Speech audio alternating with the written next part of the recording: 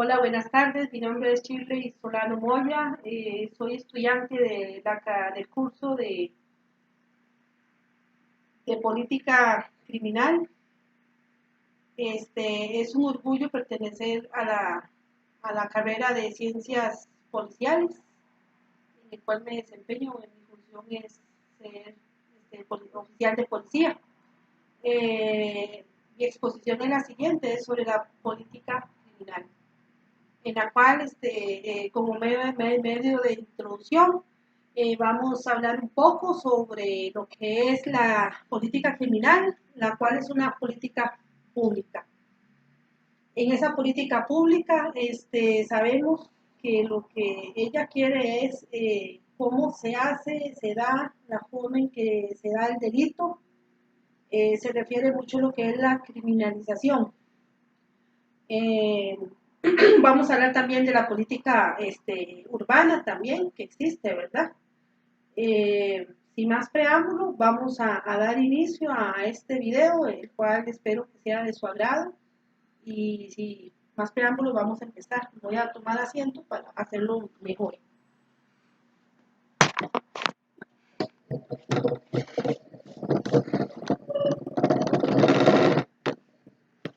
¿Ok? Vamos a hablar como tema de introducción sobre lo que es la política pública, ¿verdad? Vamos a acomodar bien la cámara. Y sin más preámbulo, vamos a hablar sobre lo que es la política pública. Meramente, es mi primer video que hago y para mí es un gran honor. Tenemos que, a través de la introducción, lo que yo más o menos planteé fue hacer una introducción mínima. Hablar un poquito de que Costa Rica a través de los años ha venido siendo flagelo de lo que es el crimen organizado, que se nos ha metido tanto en la comunidad, tanto a nivel país. Entonces Costa Rica ha venido plasmando desde 1880, con sus códigos de diferentes políticas criminales, ¿verdad? Que más adelante vamos a ir viendo toda esa situación. El propósito, el propósito es analizar la política criminal, sus objetivos, la disciplina, sus funciones, sus estrategias, su finalidad. Además, la relación entre política criminal y otras áreas del saber, ¿verdad? Que es lo que más interesa ahorita, ¿verdad? En esas áreas del saber tenemos la política criminal general, que su finalidad, además de la relación entre la política criminal. Después tenemos la criminología, la victimología, la criminalización primaria, secundaria y terciaria. Vamos a hablar de políticas y estrategias criminales, ¿verdad? Y mencionar también algunas políticas preventivas, políticas y de persecución penal. Y como políticas de contención también. Vamos a hablar, esto de contención es para lo del Estado costarricense, ¿verdad? También vamos a hablar de las repercusiones de los espacios públicos, ¿verdad? Que vamos a ir teniendo poco a poco. Datos históricos relacionados con la política criminal, vamos a hablar también. Esos datos históricos que son muy importantes, en dónde nació la política criminal. Esos datos históricos los podemos ir viendo relacionados a nivel mundial. También vamos a hablar de datos históricos relacionados a nivel de Costa Rica. También vamos a ver a determinar también con aquellas consecuencias que tienen los fallos de política criminal en un país, los elementos que conforman la política criminal, y también a cuáles instituciones estatales valoran su creación y puesta en funcionamiento. Cuándo también nació en Costa Rica la política criminal, cuándo se empezó a acuñar ese término de política criminal en Costa Rica. Las actividades que realicé fueron buscar medios de internet, medios confiables, a la vez documentación, PDFs que el profesor tutor nos envió a través del curso. Y también el libro de derecho Se buscó también en los temas de, ¿qué les digo?, de lo que es la política en sí criminal, ¿verdad? Eh, Nos apoyamos de otros medios también, fuentes confiables que fueran, ¿verdad? De uso, ¿verdad? Que debe ser eh, para el uso de los otros documental, que sea fehaciente, fidedigno, ¿verdad? Eh, el objetivo de este video es, lo que pretende es alcanzar, es este trabajo de política criminal, es que nos sirva como un medio de investigación, un instrumento de análisis, reflexión y crítica eh, de la extensión que tiene el problema en sí del delito y qué es lo que aplica la política criminal, sus funciones a través del Estado y gobierno y comunidad. Eso es más que todo como tipo de introducción que les quería yo hacer a ustedes, ¿verdad? Entonces, sin más preámbulo, vamos a ir empezando, ¿verdad? Entonces tenemos que la política criminal está orientada al fenómeno del delito, como les decía anteriormente, por lo que esta se lleva a cabo a través de estrategias de prevención, control, investigación y sanción penal, así como tratamientos de víctimas también y condenados. El objetivo es luchar contra el delito para que la sociedad viva en una completamente tranquilidad, que puedan convivir, o sea, que no sea que el crimen o el delito se apodere de una comunidad, o sea, que todos vivan en paz, que es lo que se requiere hacer, ¿verdad? A nivel de país. Tenemos también algunas diferencias entre la política criminal y la política, lo que es la política pública y la política urbana, ¿verdad? Tenemos así que es una política pública, ¿verdad? Una política pública está orientada hacia los fenómenos definidos por la ley penal. Ejemplo, eso es una política criminal, como los delitos. Sus estrategias se orientan a la prevención, control y investigación y sanción de la criminalidad, en atención a las víctimas y el tratamiento de los condenados. Las políticas públicas son acciones. Acuérdense que una política criminal es una acción. Es una acción y es una política pública que son acciones que son del gobierno. Es la acción emitida por este, que busca acomodar respuestas a diversas demandas de la sociedad. Las políticas urbanas constituyen una dimensión espacial. Ese espacio es de lugar, ¿verdad? De estado de bienestar. Y la regulación pública de la división social económica del espacio. Más que todo. Esas son, más que todo, las tres, más o menos los dos tipos de política que existen. Porque sabemos que la política criminal es una política pública y vienen relacionadas las dos, pero tenemos la política urbana.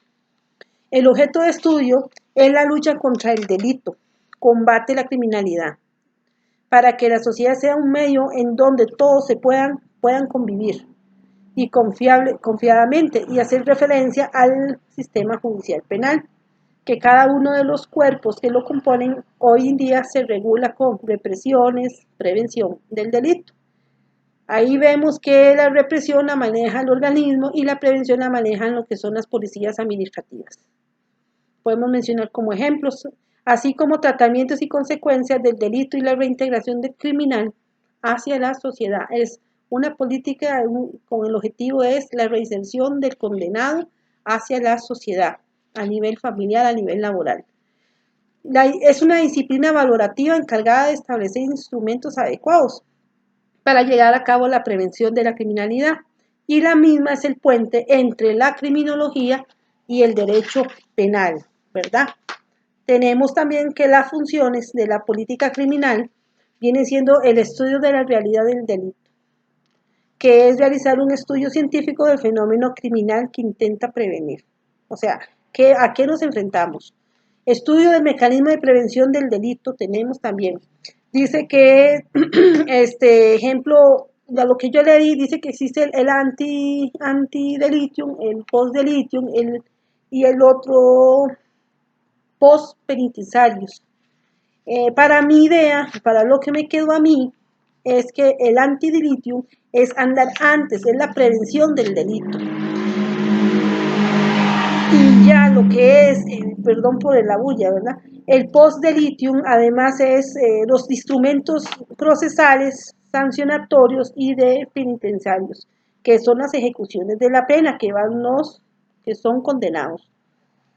Cuando nos referimos a los post-penitenciarios es cuando ya el individuo cumplió su etapa de condenamiento y se dirige hacia la reinserción social, comunal, familiar, laboral.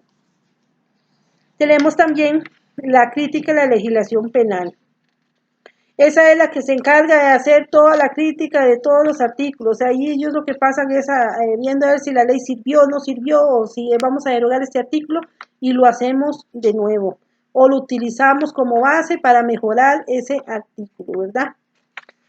Tenemos también que la política tiene también un diseño y un programa integral. Ese programa, perdón, ese programa integral es de política criminal.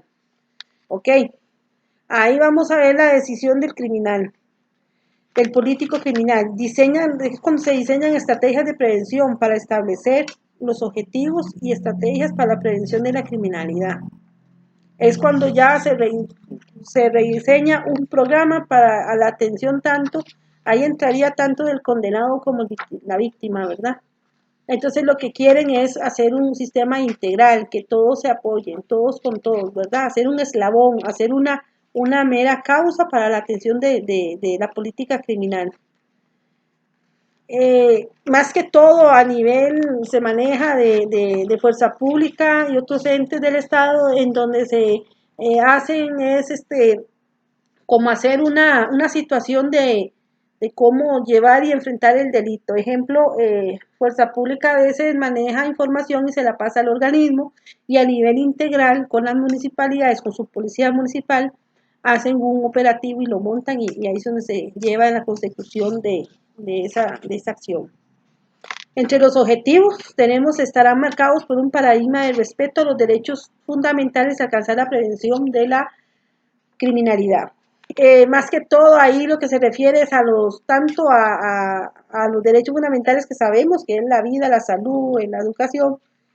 Son derechos que son alcanzados a través de nuestra Constitución como ciudadanos. Tanto el condenado como la víctima tienen sus derechos válidos por ley, ¿verdad? Las estrategias son un programa integral de mecanismos formales e informales, jurídicos, sociales y públicos y privados, que se llevan a cabo en la prevención de la concreta criminalidad. También se va a hablar también de una evaluación. Dice que la evaluación criminal, dícese que se trata de la constatación de que los medios utilizados son idóneos para conseguir la prevención de la criminalidad. O sea, que lo que estamos aplicando se dé positivamente, no negativamente, porque no hacemos nada con una evaluación de la política criminal donde metemos un montón de medios para ver si el fin es la prevención y no se está dando. Entonces, por eso se hace la evaluación de la política criminal. La finalidad de la política criminal es comprender el fenómeno criminal y prevenirlo. ¿Ok? Es una prevención, utilizando métodos inductivo y deductivo, teniendo en cuenta conocimientos del ser y del deber de ser, ¿verdad? Entonces, eso es más que todo la finalidad de la política criminal. Ahora, sin más tardanza, vamos a hablar sobre la relación entre política criminal y otras áreas del saber. Ejemplo, como son la política general, la política, la criminología, la victimología. Vamos a hablar un poquito de la política general, que para mi parecer es la política del gobierno, cualquier institución o empresa.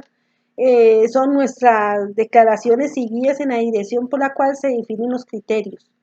Y en el marco de actuación se orientan a nuestras acciones, que son de obligatorio cumplimiento para todos que pertenecen a una organización. Esa es como un eje central de un núcleo en sí, como una institución, una empresa, una asociación, el Estado en sí como gobierno que tiene su plan nacional de desarrollo, fecha tal, ¿verdad?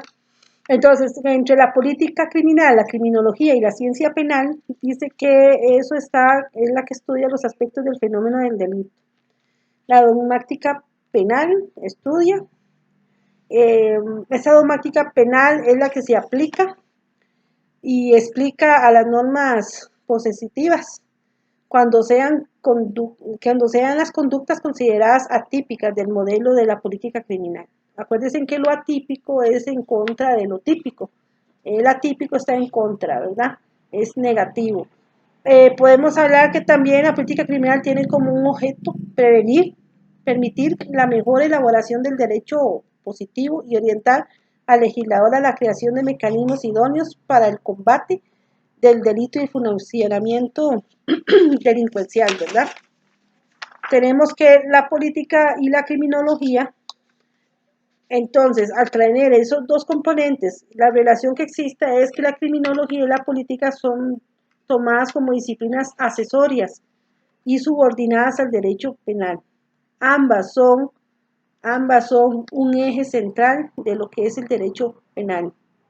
La criminología, por el estudio de ciertas situaciones del delito, y tenemos el otro que es la política criminal, ¿verdad? Que es todo el método preventivo que estuvimos hablando anteriormente. Esas son subordinadas, son depositarias, podemos decir, del derecho penal. El derecho penal es la rama que aplica la sanción.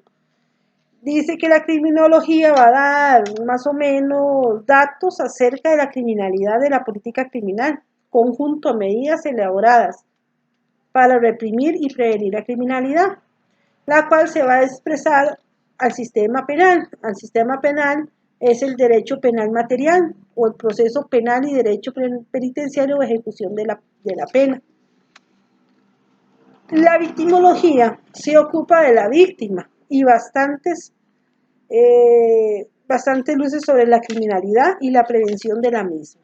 Eso es lo que más que todo se encarga de lo que es la relación de las personas que son víctimas de un delito. Otra relación tenemos que la política criminal con la política digamos, el derecho penal. Su relación es más estrecha y es directa que las que parecen como la política criminal. Esta se encarga de establecer el derecho, es el derecho penal y la prevención del delito. Ejemplo, esta se comprende a través del sector, lo que llaman el sector del poder legislativo, ejecutivo y el judicial. Ellos practican el indus puridium. Ellos son los que establecen, ejemplo, el poder legislativo nos da lo que son leyes, ellos hacen las leyes, el ejecutivo en parte hace leyes y las manda a ejecutar y el judicial se encarga de, a través de la técnica científica policial, aplicarlas al servicio, ¿verdad?, del derecho penal.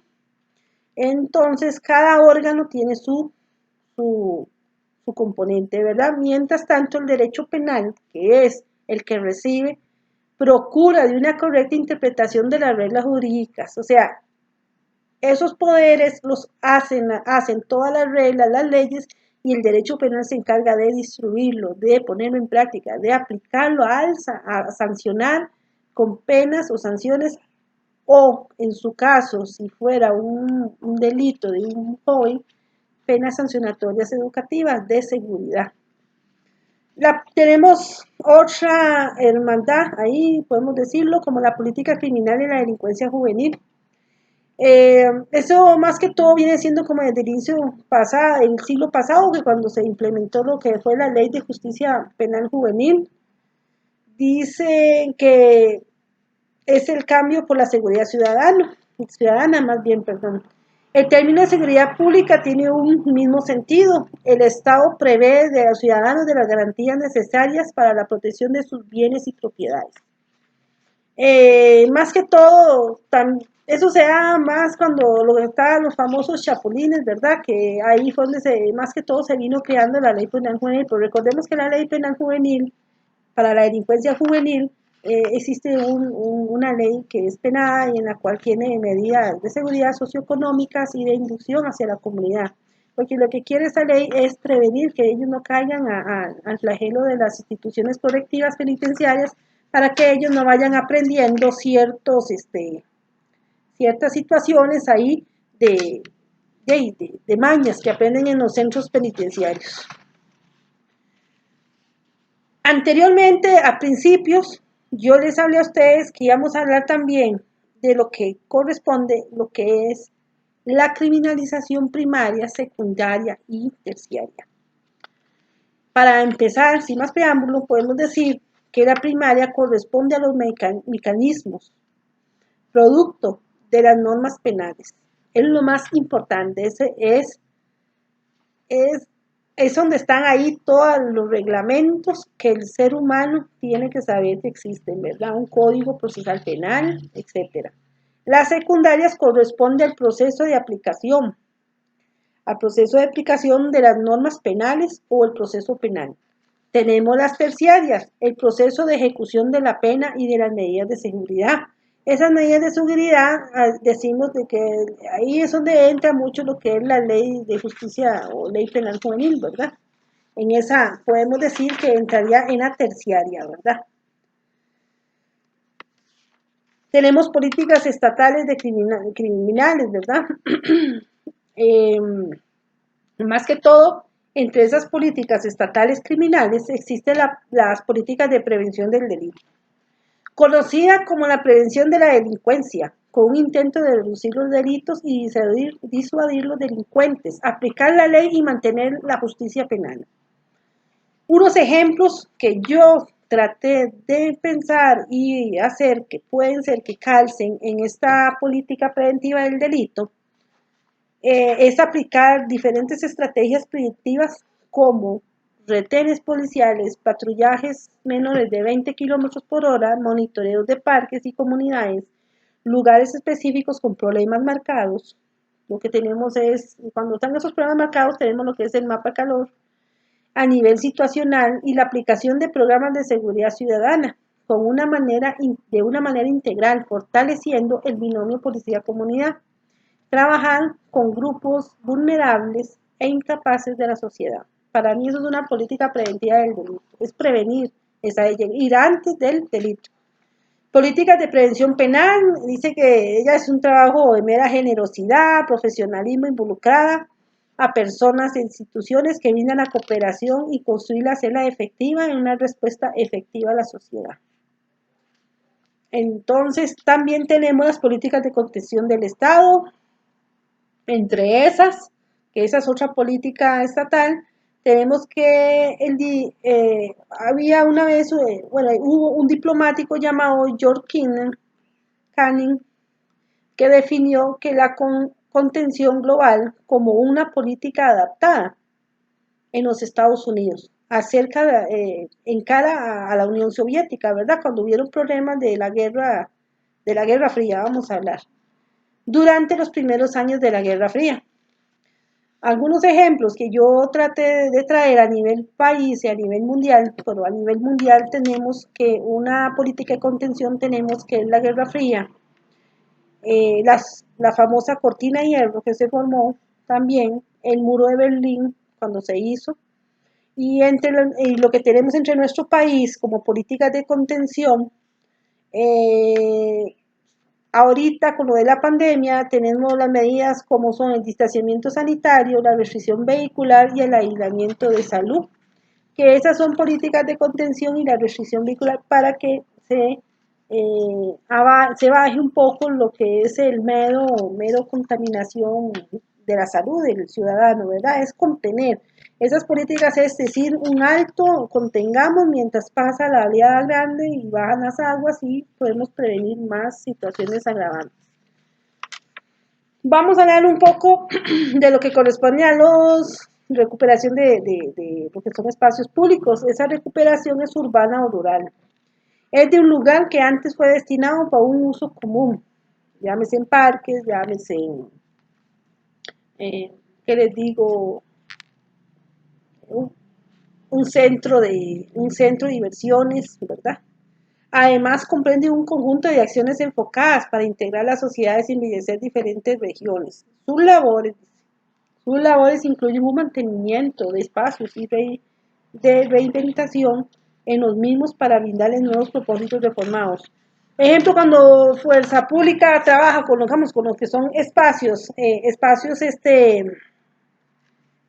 recuperados, a veces hay parques que se llenan de delincuentes y empiezan a fumar y hacer actos sexuales y toda la situación. La comunidad lo que hace es darles miedo y lo dejan ahí, que se vaya perdiendo, y entonces la delincuencia empieza a tomarlo, ir tomándolo y tomándolo y tomando. Lo que Fuerza Pública a nivel preventivo del delito lo que hace es hacer una recuperación de espacios. O sea, llámese ese parque, lo retoman, lo limpian, la comunidad se organiza, lo limpian y invitan a todas esas personas que hicieron un hecho mal, una pintura de una pared, entonces ir a pintarla y que ellos mismos cuiden eso. Ciertos casos se ha trabajado también con lo que son los programas especiales del Ministerio de Seguridad Pública a través de lo que son comunidades organizadas. Entonces llevamos un grupo de estudiantes a ver esas paredes sucias y ellos las pintan, les hacen un grafitis bonito y borran lo feo que hay ahí. Y la comunidad empieza a retomarlo, a alumbrarlo, a darle belleza, a cambiarlo, ¿verdad? Y a estar llamando a la fuerza pública para cuando llegue una persona de esas, para que por favor los pongan a caminar, como dicen en el algo policial, y se vayan de ahí y entonces para que la comunidad los tome. A veces, si es un indigente que pasa ahí, se le hace la reinserción ayudándolo, diciéndole de que eso es un parque, que esto y esto y esto, ¿verdad? Entonces, el mismo indigente lo que hace, se reinserta hacia la comunidad, se le da la posibilidad de que se desarrolle y a la vez ahí lo que pasa es que ya ahí él lo cuida, empieza a cuidarlo y entonces ya él no llega y se acuesta a dormir o a hacer sus necesidades fisiológicas, entonces ya ahí se va recuperando. Eso más que todo se trabaja a nivel del binomio policía-comunidad a nivel preventivo, porque no podemos llegar a ser un nivel represivo. Entonces, en la recuperación de parques públicos o lugares, lo más que se puede hacer es tener la posibilidad de llegar a un bien común y que todos aporten para embellecer ese parque que ya se perdió. Pero que la comunidad, lo que se requiere es que la comunidad tome ese lugar que le corresponde, ¿verdad? No dejarlo en abandono por el miedo. Ya para cambiar de tema, vamos a hablar un poco de datos históricos, así rápidamente, relacionados a la política criminal a nivel mundial y algunas consecuencias que tiene el fallo a nivel de la política criminal en un país. Tenemos que hay una concepción precientífica del delito. Ya uno se sabe que eso se concibe a nivel de precientíficos, ¿verdad?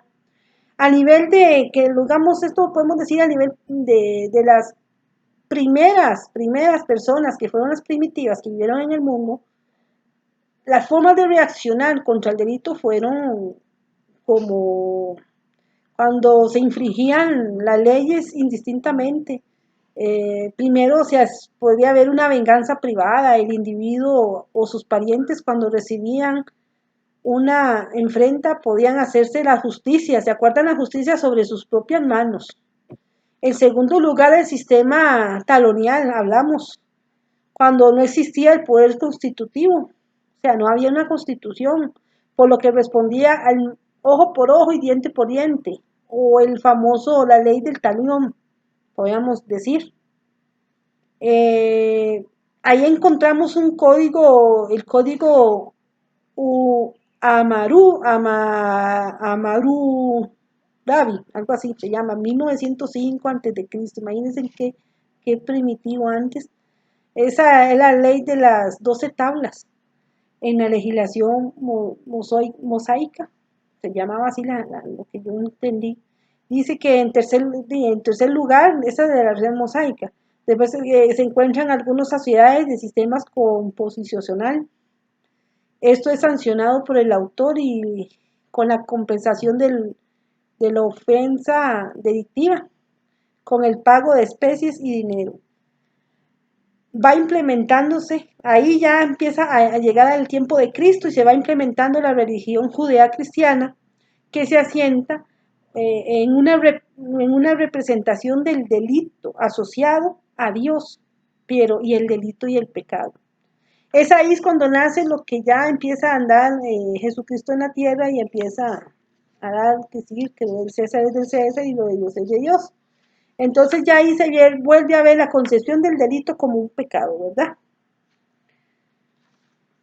Más que todo, eso es a nivel primitivo, ¿verdad? Estábamos hablando.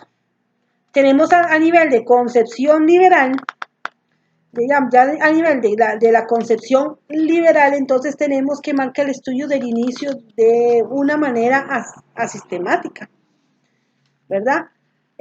Racional, con la pretensión de dotarle cierta validez subjetiva, por encima de las vicisitudes de los gobernantes y los legisladores concretos, de modo de imputación jurídica como instrumento de regulación de la relación, como instrumento como regulación de relaciones sociales, ¿verdad?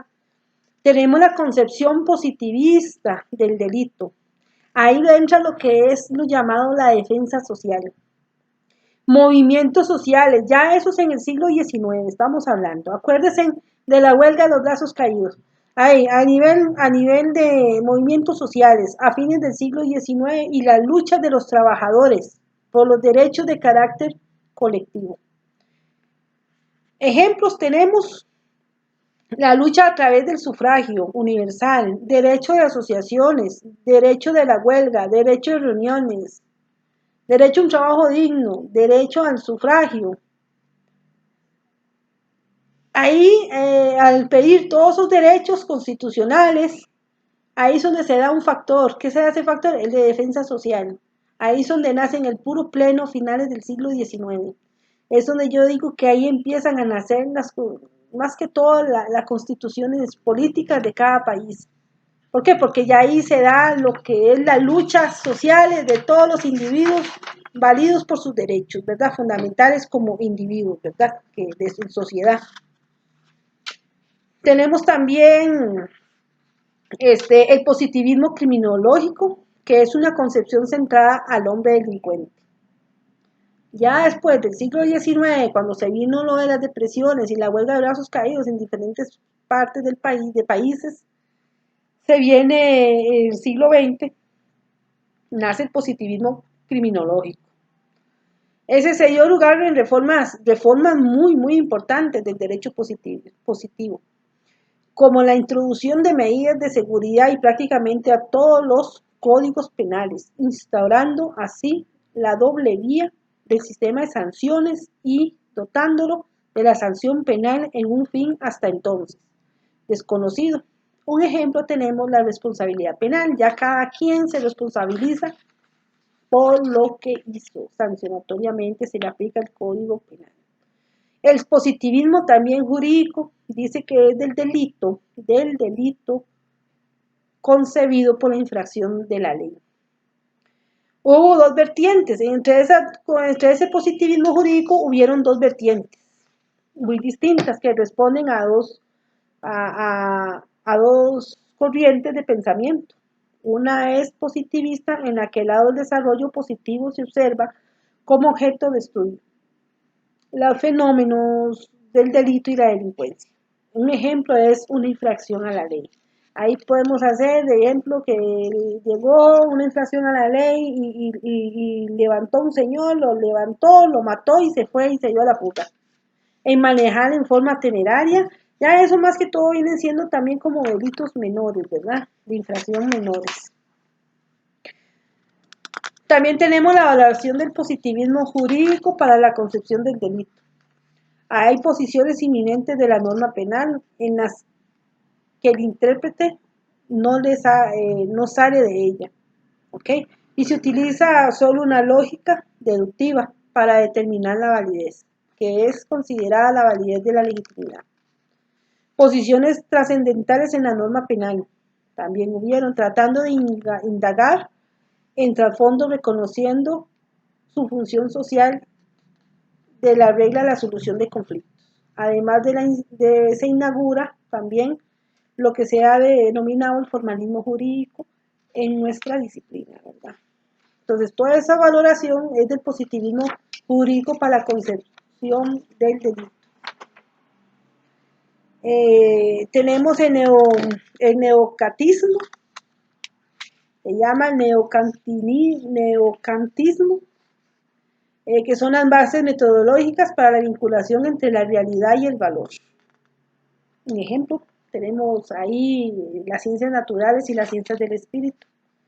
Ese son otro dato histórico relacionado con la política criminal increíble, ¿verdad? A nivel espiritual también. La nueva defensa social en el movimiento de la política criminal, vemos que es la vocación humanística de la nueva defensa social. Reclama un tratamiento resocializador del delincuente en proporción, en este sentido, de responsabilidad y su personalidad en su medio situacional, llámese casa, laboral, social, cultural, podemos hacerlo así. Ejemplo, podemos mencionar de nuevo penal juvenil con medidas de servicio comunitario y socioeducativo. Ese ejemplo, eso viene siendo como ya casi, podemos manejarlo a nivel casi contemporáneo a moderno, ¿verdad? La nueva defensa social y el movimiento de la política criminal. Y ahí se viene haciendo que el delincuente se reinserte hacia la sociedad, que es lo que buscan ahora las políticas del Estado, ¿verdad? Y no estar gastando en cárceles ni nada de eso, ¿verdad? Lo que quieren es la reinserción del delincuente hacia la sociedad, que sea aceptado en sí.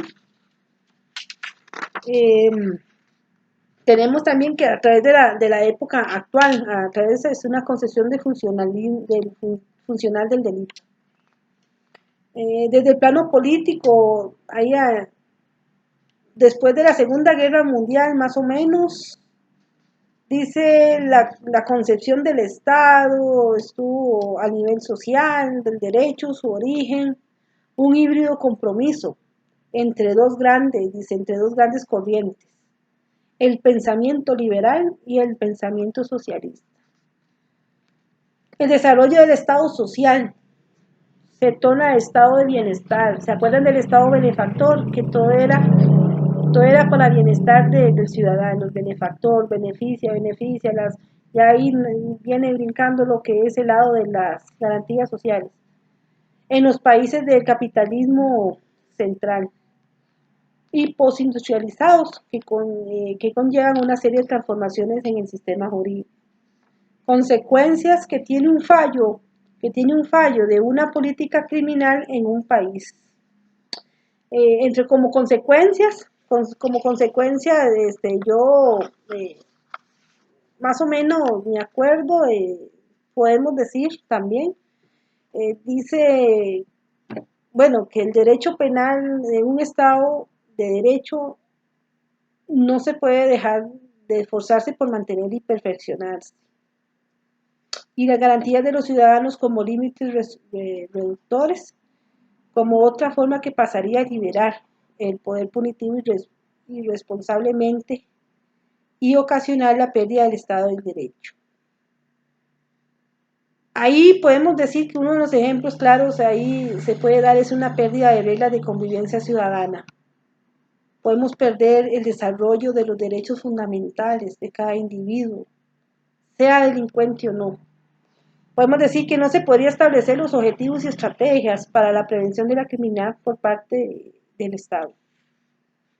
Esas son las consecuencias para mí que tiene un fallo en una política criminal en un país, ¿verdad? Llámese industrializado o subdesarrollado, una potencia social, algo que se va perdiendo y va en decadencia en la sociedad. Vamos a hablar un poco de la importancia de los elementos que conforman una política criminal y para cuáles instituciones estatales se valoran la creación y la puesta en funcionamiento. Dice que una política criminal pública orientada hacia los fenómenos de criminalidad. Veníamos hablando de todo eso. Es orientada hacia un fenómeno de criminalidad. Son los delitos, llámese hurto, llámese robo, asalto, homicidio, suicidio, un autosuicidio, se autoeliminó, es un delito en contra de la vida de uno mismo, ¿verdad? Ahí podemos implementar que sus estrategias tienen que orientarse a la prevención y control, investigación y sanciones de criminalidad en la atención de las víctimas y tratamiento de condenados. Anteriormente lo hablamos al principio, ¿verdad? Yo digo que las instituciones que valoran su creación y puesta en funcionamiento son la Asamblea Legislativa, Poder Encargado de Aprobación de Leyes, la Sala Constitucional, con sus pronunciamientos de política criminal, se ha convertido casi en un eslogan de la idea de la política criminal. Todo el mundo da salacuartazos, los famosos salacuartazos, el cual es como un resorte, es un resorte del legislador para evadir las responsabilidades. Ah, no, como soy político, me cubre, tengo inmunidad.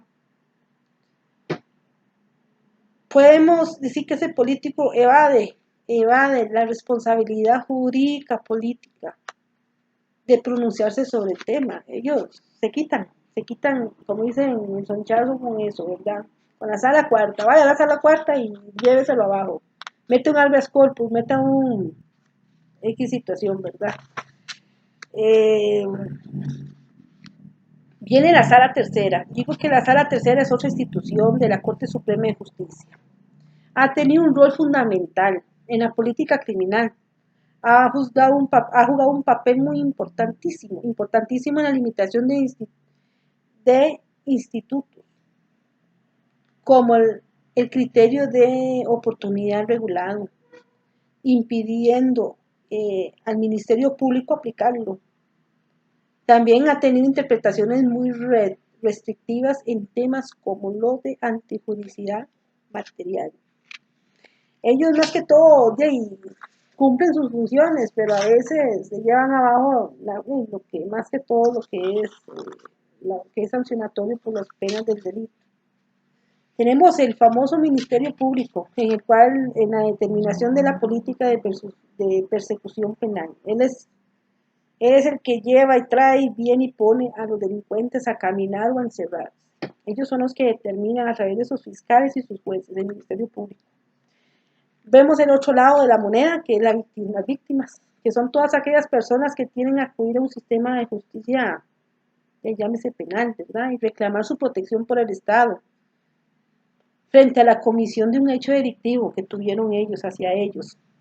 Ya no solo son consideradas víctimas las personas físicas o jurídicas, ahora hoy en día tenemos que también los bienes jurídicos supraindividuales. Esos son como el ambiente, hacienda pública. Eso viene siendo como ahora lo del ambiente que está muy de moda, ¿eh? Desgraciadamente se ha ensuciado mucho el mundo, entonces tiende a ser un bien jurídico supraindividual. Los medios de comunicación juegan un papel muy importante como un vehículo fundamental para cumplir los derechos constitucionales, humanos de libertad de información y prensa. En este proceso alcanzó un tope con la victimización de los animales. Por medio de los sistemas de medios de comunicación ahora existe una ley que sanciona la injusticia animal, el castigo animal, todo eso, no es la nueva ley de Costa Rica, a nivel se ha hecho mucha promoción por los medios de comunicación. Como comentario a esta situación, tengo que los cuerpos policiales como las instituciones judiciales de nuestro país han sufrido un debilitamiento en su funcionamiento. Esto ha provocado que a veces no se alcancen los objetivos previstos en cuanto si el tema de disminuir los delitos de nuestra sociedad o de colocar un alto a las diferentes situaciones que han presentado, de esta manera en donde los ciudadanos piden un cambio para vivir sin miedo y un país que se preocupa por los ciudadanos y por sus intereses. Para mí, ese es un comentario que hago yo pequeño, que se me viene a la cabeza en este momento donde hay de todo para todos y no hay nada para nada. Entonces, y para mí eso sería muy importante, ¿verdad? Hacer ese comentario, no sé si lo van a retomar como bien o mal, pero para mí ese es el pensar mío.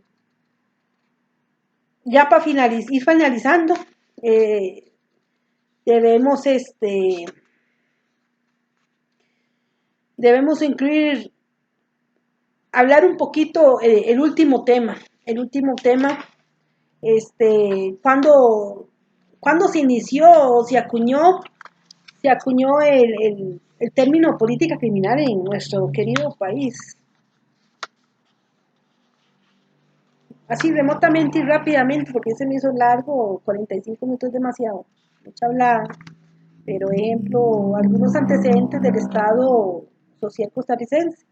Anteriormente, a principios le dije que la política criminal nace desde 1880 a 1900 con nuestro Código Penal del señor Carrillo, en el cual respondía a lineamientos en la escuela clásica. Se amalgamó a la escuela clásica y el reforzamiento de los principios del derecho penal liberal, tales como el legalismo, el humanitarismo y el individualismo.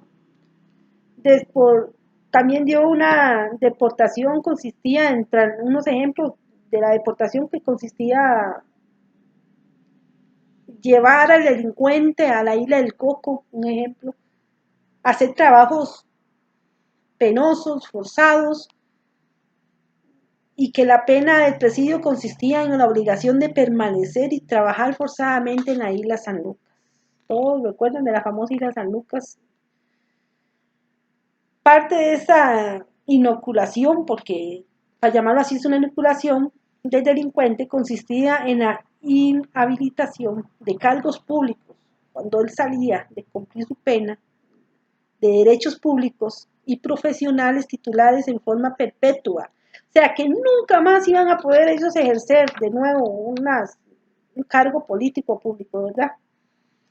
Y tenía que ser vigilado posteriormente a su salida del centro penitenciario. O sea, él salía y seguía con los ojos, la ley seguía con los ojos puestos hacia él. Eso fue en la política criminal, de 1880 a 1900. Después tenemos el forjando bases del Estado social, del derecho.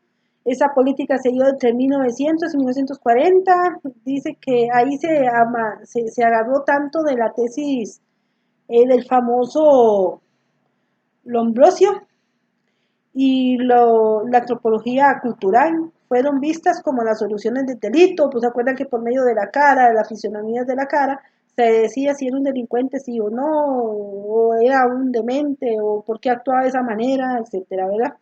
Durante ese periodo se estimuló el primer código de procesamientos penales en la historia de Costa Rica, que fue en 1910. Sin embargo, se trató de un código inquisitivo, en donde el juez era el instructor y juzgador, a través de procedimientos meramente escritos, secreto y carecía de principios contradictorios. O sea, era él el que tenía la primera, segunda, tercera y cuarta palabra. Ahí no había contrariedad de nada. Él lo que decía era y punto. Podemos hablar de la conciliación del Estado Social de Derecho. Ese fue en 1940, en 1980, entre la política criminal, ¿verdad? Es la conciliación del penal welfare. La criminalidad se visualizó como un problema de individuos o familias defectuosas o maladaptadas. Eso es lo que dijo el señor Welfare. O bien como un síntoma de necesidades sociales insatisfechas. El estado social de la política criminal en los estados democráticos tuvieron que combinó el legalismo liberal y el proceso de castigo proporcional con compromiso correlacionalista basado en la rehabilitación, el welfare y el conocimiento criminológico se inspiraba en el bajo principio de que la prisión generaba efectos negativos hacia ese delincuente sobre el individuo o individuo. Era un contraproducente desde el punto de vista de la reforma y corrección del individuo. O sea, la rehabilitación era a principio del vector hegemónico de la política criminal de la época. O sea, él empezó ya a meternos que el individuo ya venía con problemas sociales porque nadie lo quería, entonces llegaba a un centro penal y había que rehabilitarlo. Había un compromiso a nivel correccionalista pero este señor siempre dijo que lo que era el sistema penitenciario o las cárceles no iba a resocializar un individuo, más bien generaba aspectos negativos en la persona. Y eso es cierto, porque una persona que comete un delito como un robo de un algo pequeño, va y se relaciona con gente que son homicidios, sicarios, él aprende a eso. ¿Por qué? Porque ahí él ve que le dicen que la sociedad no los quiere, que no están estigmatizados, entonces él empieza a retomar y a vengarse de la sociedad. Más si aún así sale a la sociedad y lo señalan, ¿verdad? Que lo estereotipan. Después ya, por último, viene la crisis del Estado social, que es la política criminal a partir de los 80 hasta los días de hoy. Ha tenido una política criminal en los últimos 40 años. Ha sido el abandono del ideal rehabilitador. O sea, se ha dejado por aparte el pensamiento de este señor que hablamos ahorita, como objetivos institucionales penales y el debilitamiento de intervenciones en la justicia penal de los argumentos correlacionistas y welfaristas. Otro fenómeno importante como parte de la política criminal moderna es el resurgimiento de las sanciones punitivas y justicia retributiva. Bueno, por lo menos se ha logrado algo ahí de la justicia retributiva, ¿verdad? Y sobre todo a través del surgimiento de las políticas públicas de mano dura, el derecho penal del enemigo, el populismo punitivo, manifestaciones de este resurgimiento con los clamores populares de la gente, de más cárceles, más penas, condenas perpetuas e incluso el retorno a la muerte. Para finalizar, eso viene siendo lo que estamos pidiendo ahora. Todo mundo dice, ¿ya para qué le van a resocializar? No, no, mándenlo a la cárcel, que se pudra, cadena perpetua. No, no, ojalá, le hacen tal vez un medio de comunicación, le dice, vamos a hacer una pregunta, ¿qué le parece a usted? No, no, más cárceles, ni terminan de hacer la pregunta, no, más cárceles y más penas, o no, que lo lleguen a la pena de muerte. Resocializar, ¿qué? Hasta los mismos jóvenes, cuando cometen un delito, ¿para qué lo llevan a hacer trabajos comunales? ¿O para qué arraigo? ¿Para qué penas socioeducativas? Si él no se va a componer de vida, mejor lo llevaran, abrieran ahí las San Lucas y volvieran a reactivar ese centro para que si se tiran al mar, se los coman los tiburones y se mueran. Ese es el decir, el nivel popular del costarricense ahora. ¿Por qué? Porque no están tomando eso como una reinserción. Y las políticas criminales de hoy en día lo que quieren es la reinserción social de ese individuo. Pero la gente se le ha olvidado eso. Ya, ya sabemos que a través de todos los medios de comunicación, con el crimen organizado, entonces todo eso viene a crear la atmósfera de que no se puede, de que esa persona no puede reinsertarse hacia la sociedad. Sin más preámbulo, esa sería mi intervención de lo que es la política criminal pública, que es pública, ¿verdad? Y a nivel urbana, hemos hablado un poco de todo, de todo lo que se vino haciendo a nivel macro y a nivel de país. Y para mí fue un gran honor presentar este video y espero que cumpla o me ayude para seguir mejorando en mi vida profesional. Incluso un poco mi conocimiento, un poco empírico y poco que tengo, pero para mí es un gusto haberles ofrecido este video y muchísimas gracias y que pasen buena tarde y estoy para servirles. Muchísimas gracias.